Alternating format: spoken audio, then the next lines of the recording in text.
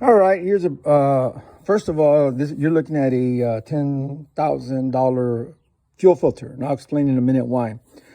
So what they did is they brought the unit in. It's a John Deere, and they did a PM on it. And this is a fuel filter. I think everybody knows what brand it is. And they went ahead and installed it, and they sent the unit back out. Well, every morning they checked the units thoroughly, and they noticed that it was some seepage. So they thought maybe it was from the PM. So they washed it and went out to work.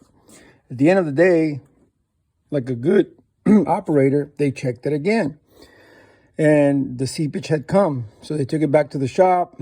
They determined that the fuel filter housing was damaged. I don't know how they arrived at that.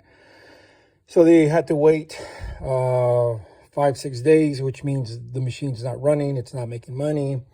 And everybody knows that when you have a piece of iron, every day, every hour, down to the minute, they can tell you how much that machine is earning. And so that's where we get the $10,000. So they went ahead and they got the fuel filter housing, put it on.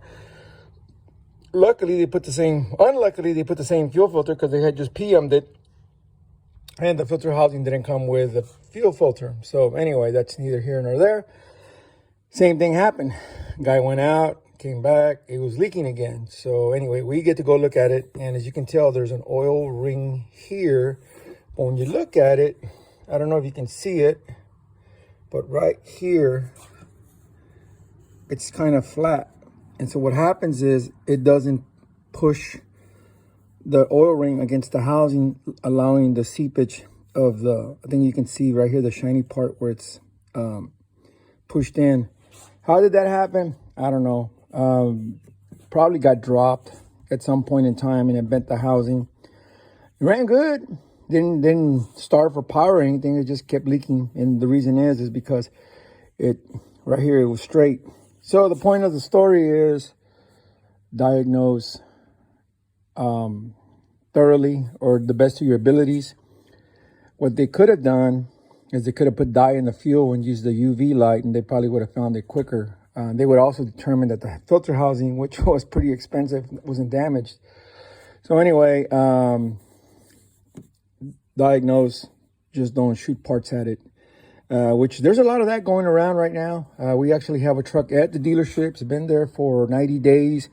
First, they said it had gas in the diesel. That's why the regen system wouldn't work. And now they're been replacing part after part.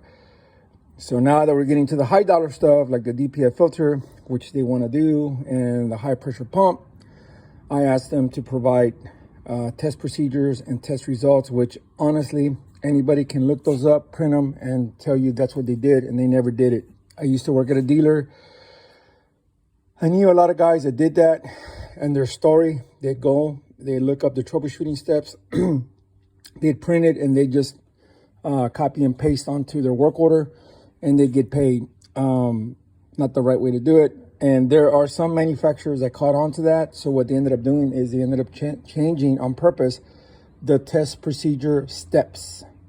So if you said you did something in 1, 2, 3, 4, but then I think quarterly they were changing it, and then all of a sudden the warranty goes in for review, and the warranty administrator notices that you were supposed to do it in 1, 4, 3, 2 step. Then they bust you and you're done. Anyway, different story for different day. Thanks for watching.